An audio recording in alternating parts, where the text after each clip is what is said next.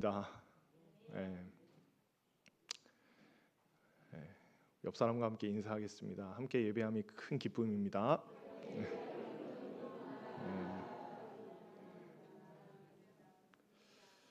오늘 제가 교회에 와가지고 출근한 이후에 가장 많이 들었던 말이 목사님 머리가 한두 번 하고 말 줄 알았는데 거짓말 조금 보태서 한 100번 들은 것 같습니다. 오늘. 그래요, 세웠어요. 왜요? 예. 참 이렇게 하루 종일 머리 이야기를 나눌 줄 몰랐는데 제가 이번 주에는 꼭 제가 머리를 깎아서 제가 뭘 이렇게 내리고 그냥 오겠습니다. 안 멋있대요. 예. 자, 예. 자꾸 이러면 예배가 늦게 끝납니다. 자, 청년부는 9월 한 달 동안 데살로니가서의 말씀을 나누고 있습니다. 여러분, 데살로니가의 배경에 대해서 조금 먼저 설명을 드리려고 합니다. 청년들하고는 지난주에 나눴는데 데살로니가 교회는 바울이 오랜 시간 머물면서 이렇게 사역을 할 수 없었던 교회였습니다. 그러니까 금방 사역을 이렇게 오래 사역을 못하고 교회를 세우자마자 빨리 이제 다른 지역으로 떠나야만 했어요. 유대인들이 막 와가지고 바울을 죽이려고 했거든요. 그러다 보니까 당연히 바울이 몸은 멀리 떨어져 있지만 이 데살로니가 교회에 대한 이제 염려가 있었던 거예요. 이 교회가 잘 지내는지, 아니면 지금 현재는 1세기 교회이기 때문에 여러 가지로 이제 핍박을 받는 상황이었기 때문에 이 교회가 그 핍박을 잘 견디면서 신앙생활을 하고 있는지 이제 궁금했을 겁니다. 그래서 사람을 보내 가지고 그 교회에 대한 이제 소식을 이제 듣게 돼요. 근데 너무너무 다행스러운 게 뭐냐면 이 데살로니가 교회의 신앙이 무너지지 않았던 겁니다. 여전히 견고하게 굳게 서가지고 형제들을 돌보고, 이 마게도니아 지역에서는 이 데살로니가 교회가 견고한 신앙 때문에 굉장히 소문이 났던 그런 교회였습니다.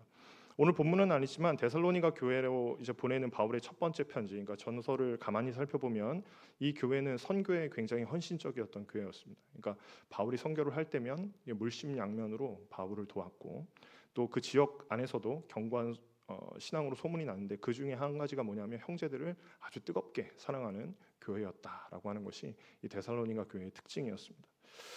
다만 우리 이 지상에서 완전한 교회는 없습니다. 그죠? 지상에 있는 모든 교회는 저마다의 다 문제가 좀 있어요. 이 데살로니가 교회에도 다양한 문제들이 있었습니다. 바울은 자신이 세운 교회들에게 어떤 문제들이 생길 때마다 편지를 써가지고 그 교회가 잘 이겨낼 수 있도록, 그리고 성경적인 관점에 대해서 이렇게 먼저 알려주기를 굉장히 즐겨 했습니다. 데살로니가 교회도 동일합니다. 바울은 그 교회에 있었던 문제들을 하나 둘씩 이렇게 다루기 시작하면서 이제 이 데살로니가 전서가 쫙 이제 펼쳐지게 되는 거예요. 그리고 오늘 이제 데살로니가 전서 5장은 가장 마지막 부분이고 이 교회에 대한 문제를 하나 딱 다룹니다. 그 문제가 뭐냐면 종말에 관한 문제였습니다. 여러분, 요즘 기후 위기를 몸소 경험할 때 주님 오실 때가 가까이 왔다라고 하는 것을 우리가 몸소 느끼게 됩니다. 그죠? 올 여름에 한참 무더위 때문에 우리가 고생을 할 때 이게 진짜 주님 오실 때가 가까이 왔구나라고 하는 것을 느끼게 되고, 간간히 폭우가 막 쏟아지잖아요. 그때 되면 또 이게 진짜 이 땅에서 계속 살 수 있을까? 혹시 일본이 잠기는 건 아닐까? 뭐 이런 생각들을 하게 되면서 이게 정말 기후 위기가 심각하구나라는 것을 느끼는데, 동시에 뭘 느끼게 되냐면 진짜 주님이 오실 때는 이렇게 오실 수도 있겠다, 이제 이런 생각도 들게 됩니다. 다시는 전쟁이 없을 것 같았습니다. 그죠? 21세기에 무슨 전쟁 얘기라고 우리가 생각해 왔었는데 실제로 전쟁이 일어나고 있습니다. 그죠? 그 모습들을 이렇게 가만히 보고 있으면 무서워요. 예수님 오실 때가 정말 가까이 온 것인가? 사람들의 이기심 때문에 온 나라가 병들고 우주가 무너지는 그런 상황이 있진 않을까? 그래서인지는 모르겠지만 우리가 자꾸 이제 다른 행성으로 가려고 노력을 하는 것 같습니다. 여러분, 당시에 데살로니가 교회 역시 그날에 대한 궁금증이 있었던 것 같아요. 함께 1절 말씀 한번 같이 읽어보겠습니다. 1절입니다. 시작. 형제들아, 때와 시기에 관하여는 너희에게, 여기 보면 때와 시기라는 표현이 등장하죠. 여러분, 대부분 우리가 기독교적인 맥락 안에서 이 때와 시기라고 하는 표현은 대충 뭔지 아실 거예요. 여기서 때와 시기라고 하는 것은 예수님이 다시 오시는 특정 시점을 가리키는 표현입니다. 우리는 이 데살로니가 교회가 왜 종말과 관련된 의문을 가졌을까? 왜 이 교회가 다른 의문 아니고 이 종말에 대해서 의문을 가지고 있었을까에 대해서 한번 생각해 볼 필요가 있는 것 같습니다. 저는 추측하기에 이게 주석을 읽어본 것은 아닌데 바울이라고 하는 교회의 개척자 혹은 선교사님의 삶과 이 종말에 대한 관심이 좀 밀접하게 연관이 돼 있다라고 그냥 생각합니다. 확인해 보지 않아 가지고 이제 정확히는 말씀드릴 수가 없는데, 왜냐하면 바울의 삶이 그렇기 때문에 그래요. 바울이라고 하는 사람이 어떤 삶을 살았냐면 내일 예수님이 오실 것처럼 오늘을 살았던 사람입니다. 예, 이게 되게 멋있는 사람이죠. 여러분 혹시 내일 주님 오실 것처럼 오늘 살아가고 계세요? 저도 그렇게 살지는 않습니다. 저는 내일 쉴 생각하고 있거든요. 예. 아, 내일은 뭐 하고 놀지? 뭐 보지? 뭐 이렇게 이제 내일 쉬는 날이니까. 아, 예. 근데 바울은 내일이 없었어요. 예. 내일 주님 오시면 더 이상 내가 할 일이 없기 때문에 어, 이제 오늘 그 가치관에 비추어서 오늘 삶을 열심히 살아냈던 그런 사람입니다. 여러분, 이런 사람이 데살로니가 교회에 복음을 전하고 교회를 세웠단 말이에요. 그러면 이 교회가 어떤 신앙을 가지고 있었을까요? 종말론적으로 어마어마한 신앙을 가졌겠죠. 예, 저는 그렇게 생각합니다. 데살로니가 교회는 어떻게 신앙생활을 했을까? 내일 주님이 오실 것처럼 오늘을 살았지 않았을까? 그런 생각들을 좀 해보게 되는 거예요. 실제로 여러분, 데살로니가 후서에 가면 게으름을 경계하는 바울의 말이 이어집니다. 여러분 한번 뒤를 한번 이어보시겠어요? 누구든지 일하기 싫어하거든. 아, 그거 어떻게 아세요? 예. 데살로니가 교회가 그런 교회였단 말이에요. 내일 주님 오시는데 오늘 일해서 뭐 해라고 했단 말이에요. 그럼 무슨 뜻이겠어요? 그러니까 종말에 대한 정말 분명한 확신이 있었다는 거예요. 문제는 오늘 오냐, 내일 오냐, 모레 오냐, 다음 주에 오냐, 그 다음 주에 오냐, 한 달 뒤에 오냐, 이게 문제인 거예요. 이것만 봐도 이 교회가 종말에 대해서 어떻게 진지하게 생각했는지를 좀 우리가 유추해 볼 수 있습니다. 이제 바울은 이런 교회에게 올바른 종말에 관한 이야기를 들려줘야 합니다. 이어지는 2절 말씀 함께 읽어보겠습니다. 2절입니다. 시작. 주의 날이 밤에 도둑같이 이를 줄을 너희 자신이. 자, 여러분 1절에서 때와 시기라고 표현했는데 2절에서는 주의 날로 이제 변화가 되죠. 여기서 주의 날이라고 하는 것은 우리가 잘 아는 바와 같이 예수님께서 다시 오시는 날을 가리킵니다. 바울의 말에 따르면 이 날은 밤에 무엇처럼 와요? 도둑처럼 온다, 이렇게 이제 이야기합니다. 여기서 여러분 도둑같이 온다는 말은 예측할 수 있다는 걸까요? 없다는 걸까요? 없다라고 하는 겁니다. 달리 설명하면 그 날을 알기 위해서 여러분들이 어떤 노력을 하더라도 알 수가 있을까요? 없을까요? 없다는 뜻입니다. 때문에 모든 종류의 시한부 종말론은 여기에서 다 배격됩니다. 99년에 뭐 주님 다시 오신다라고 했지만 안 오셨죠. 이렇게 누가 예언하는 순간 다 배격되는 거예요. 그 날을 아는 사람이 아무도 없어요. 왜냐하면 도둑처럼 오신다고 말했잖아요. 도둑처럼 온다는 것은 무슨 말입니까? 아무도 예측할 수 없는 순간에 온다는 거예요. 여러분, 어떤 도둑이 내가 훔쳐갈 집에 내가 언제 갑니다라고 이야기를 하면서 오겠어요. 그런 사람은 제가 루팡 빼고 못 봤는데, 루팡 모르시죠? 예, 청년들아 웃어라. 루팡 정도 되는데. 이어지는 3절, 아무도 예상하지 못하는 시점에 대해서 바울은 이렇게 덧붙이는데 3절도 한번 읽어보겠습니다. 시작. 그들이 평안하다 안전하다 할 그때에 임신한 여자에게 해산의 고통이 이름과 같이 멸망이 갑자기 그들에게 이르리니 결코. 여러분, 바울이 그날을 묘사하는 그림이 하나 딱 있는데 이게 좀 재미있습니다. 예상하지 못하는 시점에 대한 이야기를 하면서 바울은 뭐라고 표현하냐면 그들이 평안하다, 안전하다 할 그때라고 이제 명시하고 있어요. 이 대목에서 여러분 자세히 읽어보면 이게 분리가 일어나고 있거든요. 바울은 교회를 가리켜서는 뭐라고 표현하냐면 형제들아 혹은 너희들이라고 표현하는데, 이 교회에 속하지 않은 다른 종류의 사람들을 부를 때는 그들이라고 부릅니다. 3절에서는 그들이라고 표현하면서 이 사람들은 어떤 사람들이냐 하면 종말이 오거나 말거나 자신의 평안과 안전을 의지하며 살아가는 사람들이라고 묘사하고 있어요. 이게 좀 재미있는 표현이에요. 그래서 바울은 그들과 교회를 이렇게 분리시키죠. 자, 여러분 이 말씀에 우리가 조금 잠깐 멈춰 보려고 합니다. 3절에 나오는 그들이 이야기하는 평안과 안전의 근거가 무엇일까 우리가 한번 생각해 볼 필요가 있다는 거예요. 우리와 다른 어떤 이들이 있는데 그 사람들은 이 땅에 살아가면서 뭐라고 이야기하고 있는 거예요? 평안하다, 안전하다라고 이야기하고 있다는 겁니다. 그럼 여러분 이 뜻이 무슨 의미인 것 같으세요? 자, 우리는 아까 서론에서 얘기했는데 기후가 조금 바뀌어가지고 비가 내리고요. 나라와 나라 간의 전쟁을 바라보면서 뭘 생각해요? 종말의 때를 생각하는데 어떤 사람들은 이 환경과 이런 어떤 세상 속에서도 여전히 뭘 외치고 있냐면 평안하다, 안전하다 이렇게 말하고 있단 말이에요. 그럼 이 사람들이 말하고자 하는 어떤 평안과 어떤 안전의 근거가 무엇일까요?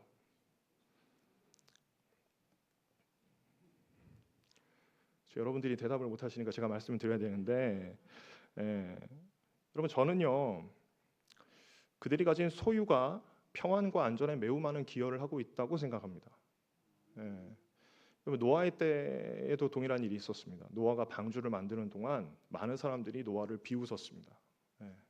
그런 날은 오지 않는다. 그런 날은 오지 않는다. 이렇게 외쳤던 사람이죠.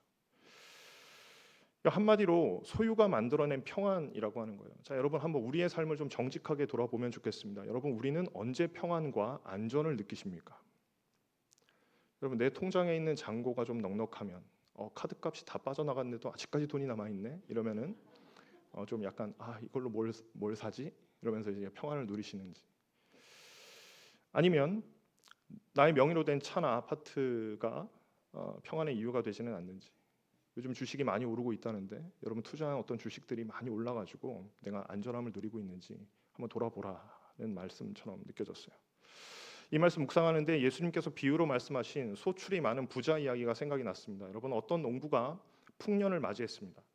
다 거두고 보니까 자기가 만들어놨던 창고가 너무 작았던 거예요. 그래서 이 사람이 다 허물고 다시 새로 크게 짓습니다. 그리고 소출된 모든 곡식들을 거기에다 다 꽉꽉 채워넣었어요. 그리고 이렇게 말합니다. 누가복음 12장 19절인데 같이 읽어보겠습니다. 시작. 또 내가 내 영혼에게 이르되 영혼아 여러 해 쓸 물건을 많이 쌓아두었으니 평안히 쉬고 먹고 마시고 즐거워하자 하리라 하되. 부자가 이렇게 말해요. 야, 내가 충분히 물건을 쌓아두었다. 내 소유가 넘친다. 이제 편히 쉬자. 먹고 마시고 즐거워하자. 이렇게 이야기합니다. 여러분 이 사람의 평안의 근거는 어디 있습니까? 내 소유에 있는 거예요. 먹고 바로 자신이 가진 것에 있죠. 그런데 이어지는 구절에서 하나님의 말씀이 이어지는데 20절도 한번 같이 읽어보겠습니다. 시작. 하나님은 이르시되 어리석은 자여 오늘 밤에 내 영혼을 도로 찾으리니 그러면 여러분 하나님께서 그 영혼을 데려가실 때 안전하다고 외쳤던 그 영혼을 데려가실 때 요거 전문적인 용어로 개인적 종말이라고 부릅니다. 여러분 개인의 종말이 닥칠 때 그가 가진 재물이 할 수 있는 게 무엇입니까? 아무것도 할 수 없는 거예요. 하나님이 그 영혼을 찾으실 때 내가 가진 소유는 아무런 힘을 주지 못합니다. 자, 우리 다시 데살로니가 5장으로 넘어가 보겠습니다. 평안을 이야기하는 사람들의 근거는 대부분 자신이 가진 것에 기초할 가능성이 높습니다. 여전히 이렇게 햇살이 내리쬐가지고 더운 날씨고 전쟁이 막 질비한 세상 속을 살아가면서도 평안하다 말할 수 있는 근거는 내가 가진 것 때문에 그런 거예요. 근데 교회는요 그런 방식, 그러니까 견고하지 않은 평안을 위해서 그것을 위해 빌어주고 그것을 위해서 기도하는 그런 단체가 아닙니다. 여러분 교회는 어떤 곳이냐면 세상이 줄 수 없는 평안을 위해서 뭔가를 전달해 줄 수 있는 그룹이에요. 그게 우리의 정체성이 되면 좋겠어요. 평안에 대해서, 이 세상이 줄 수 없는 평안에 대해서 담대하게 말할 수 있어야 되고, 그래서 땅굴로 이렇게 막 들어간다고 하더라도 그곳에 하나님과의 어떤 관계와 평안이 있다라고 하는 것을 담대히 말해줄 수 있는 공동체가 어디냐? 그게 교회인 겁니다.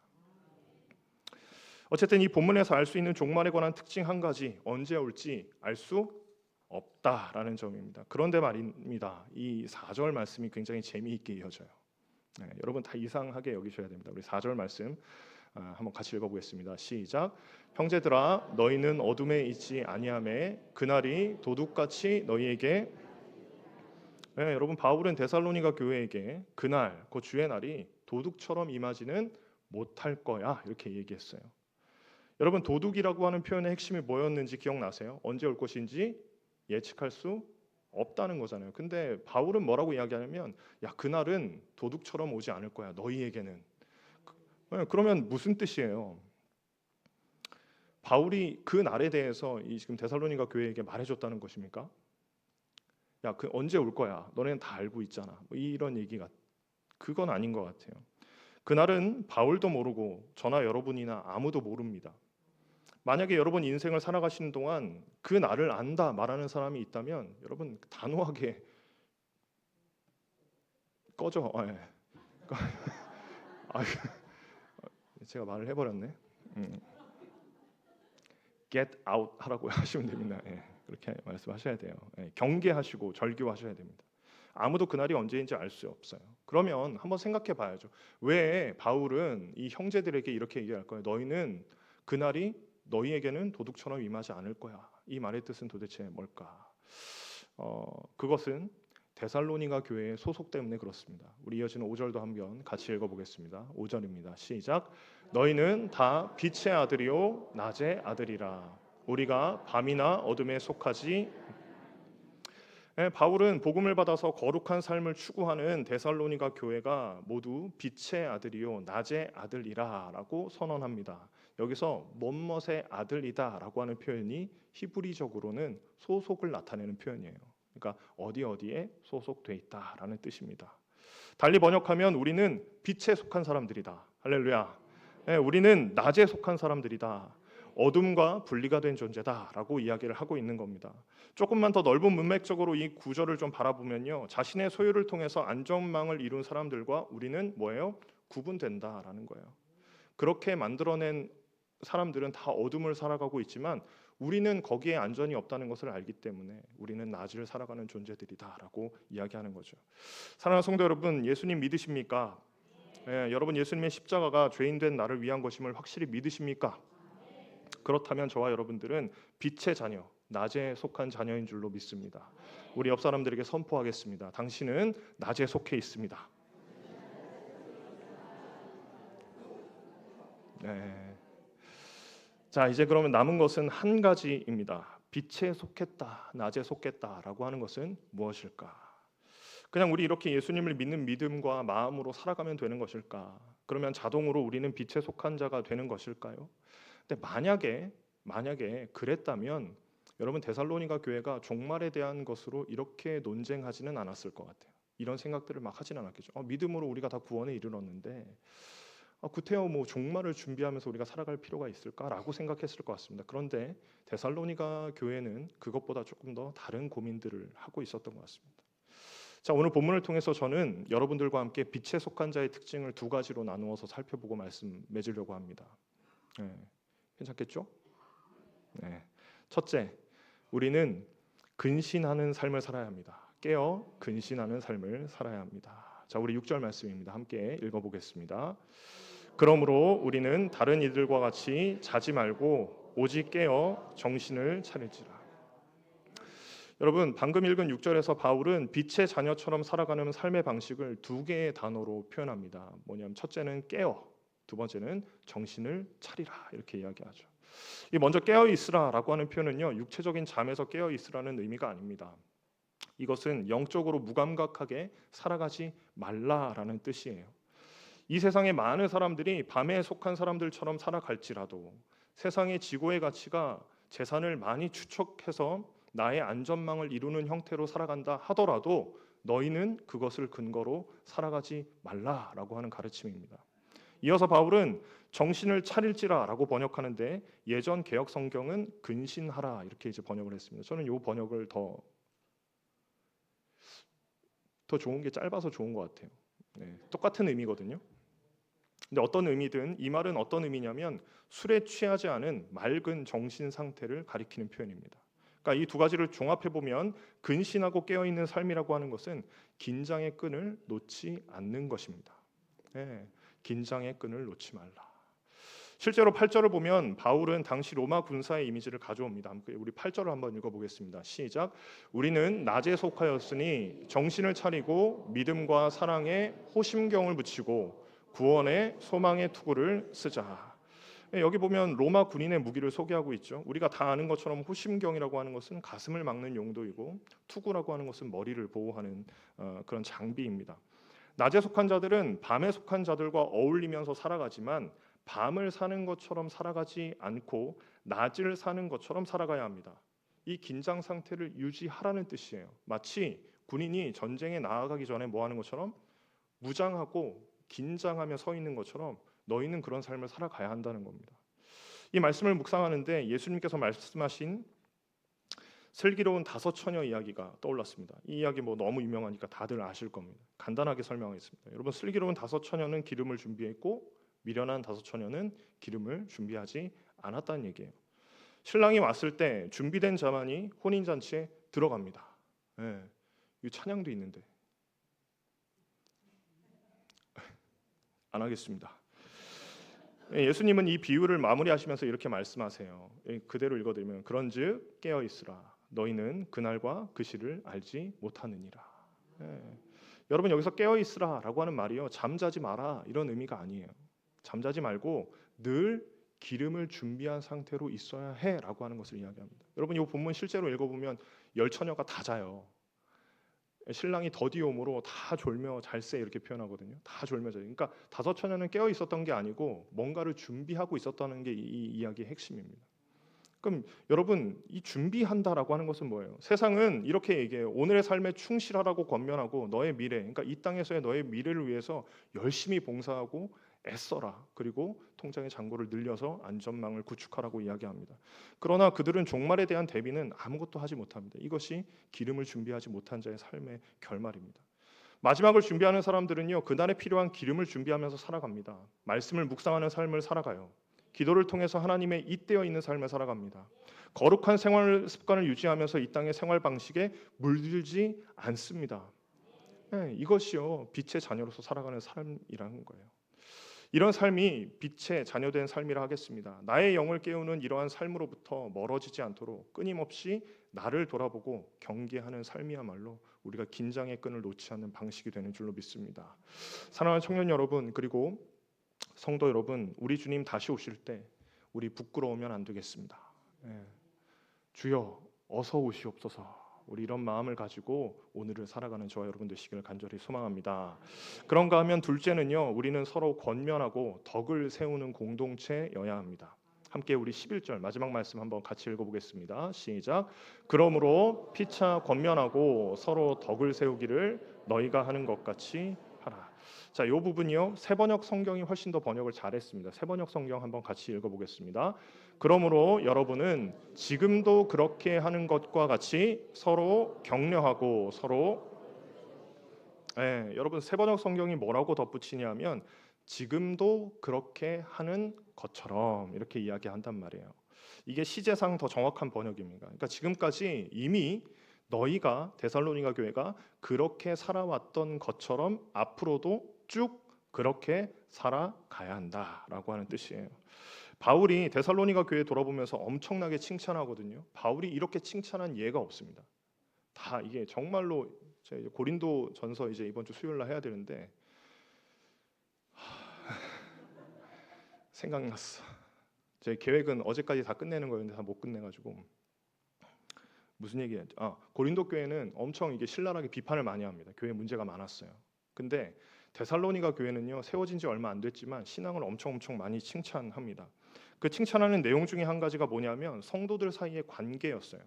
뜨겁게 서로를 사랑하고 끈끈하게 연결되어 있었다. 그들은 서로를 질타하거나 시기하는 공동체가 아니었고 서로 사랑으로 돌보고 끈끈하게 연결되어 있는 그런 사랑의 공동체였습니다. 이 교회를 향한 바울의 칭찬을 한번 보겠습니다. 데살로니가전서 4장인데 같이 한번 읽어보겠습니다. 시작. 형제 사랑에 관하여는 너희에게 쓸 것이 없음은 너희들 자신이 하나님의 가르치심을 받아 서로, 여러분, 바울이 종종 너무 잘하고 있기 때문에 더 이상 덧붙일 말이 없을 때 이런 표현을 씁니다. 내가 너희한테 쓸 것도 없다. 너무 잘하고 있으니까. 오늘 본문 1절에도 동일하게 표현했었어요. 그러니까 이 말은 데살로니가 교회는 서로를 굉장히 아끼고 사랑하고 또 서로 격려하며 세워주는 공동체였다는 뜻입니다. 여러분, 바라기는 제가 속한 청년부가 이런 공동체가 되기를 원합니다.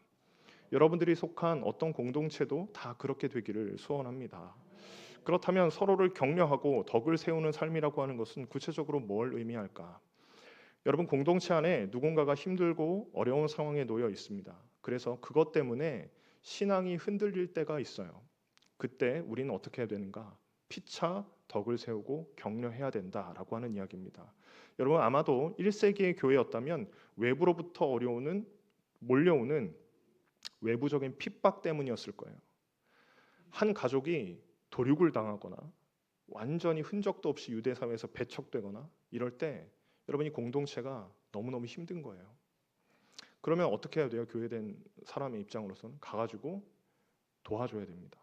위로해줘야 됩니다. 네가 지금 가고 있는 그 낮에 속한 삶의 길이 잘못되지 않았다는 것을 계속해서 상기시켜줘야 돼요. 아니면 흔들리거든요. 왜냐하면 대부분이 다 밤을 살기 때문에 그렇습니다.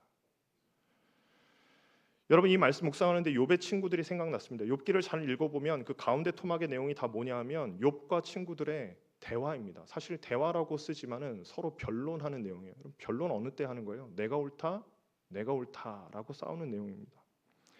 욥의 친구들은 고난당하는 욥을 잘 위로하지 못했습니다.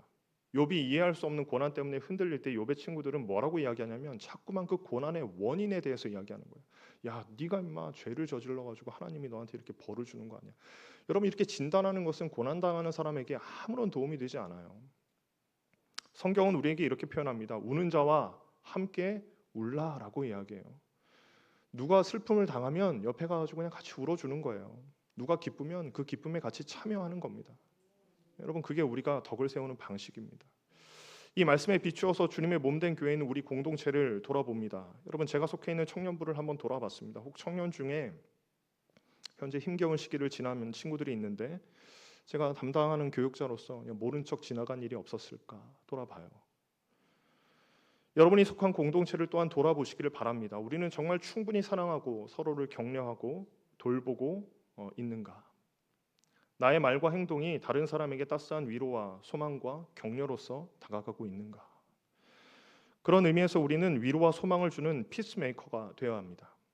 네, 여러분 반대로 공동체 안에 이 사람이 들어가기만 하면 분란을 만들고 문제를 만드는 이 트러블 메이커가 되면 안 됩니다.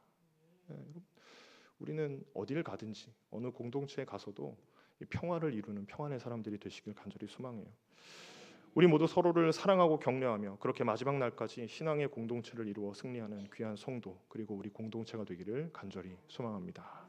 말씀을 마무리합니다. 오늘은 종말에 대한 이야기를 함께 나누었습니다. 종말이 언제 오는가에 집중하는 것은 우리의 몫이 아닙니다. 예수님도 그날을 모른다 말씀하셨죠. 중요한 것은 날짜가 아니라 종말의 때를 어떻게 살아갈 것인가, 우리의 하루의 삶을 어떻게 채워야 할 것인가일 겁니다. 사랑하는 청년 여러분 그리고 성도 여러분, 거룩한 삶으로 종말의 때를 준비하며 살아갑시다. 또한 우리에게 속한 공동체를 사랑으로 섬기며 격려하는 삶으로 하루를 채워갑시다. 그래서 우리 주님 다시 오실 때 그 앞에 부끄러움이 없는 거룩한 성도로 지어져 가시는 저와 여러분 되시기를 간절히 소망합니다. 여러분들과 함께 부르고 싶은 찬양이 하나 있습니다. 370장인데요.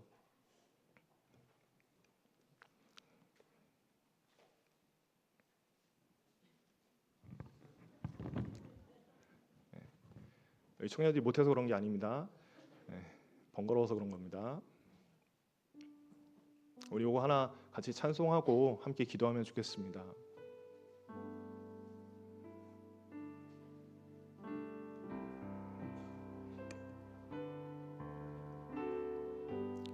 주 안에 있는 나에게, 주 안에 있는 나에게 딴 근심이 있으랴.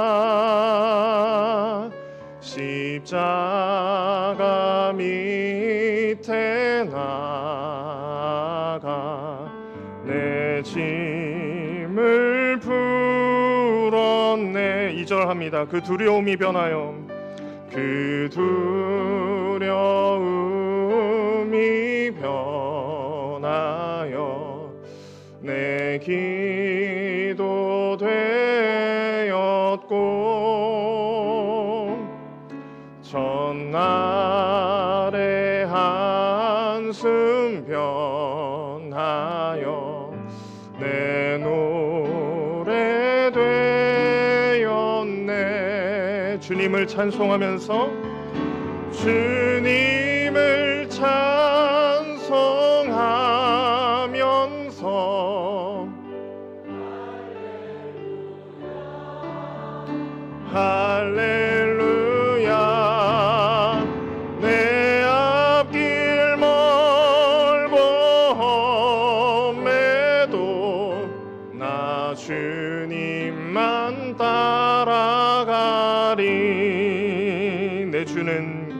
내 주는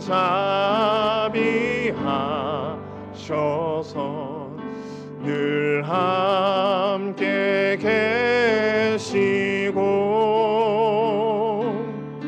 내 궁핍함을 맞습니다. 우리 4절로 고백합니다. 내 주와 맺은 언약은 내 주와 맺은 언약은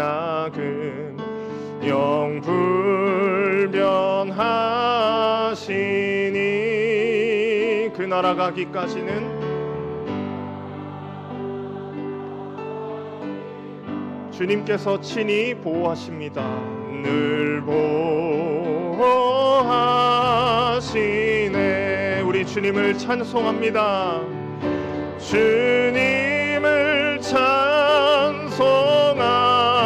찬송하면서 할렐루야 할렐루야 내 앞길 멀고 험해도 나 주님만 따라가리. 기도하겠습니다.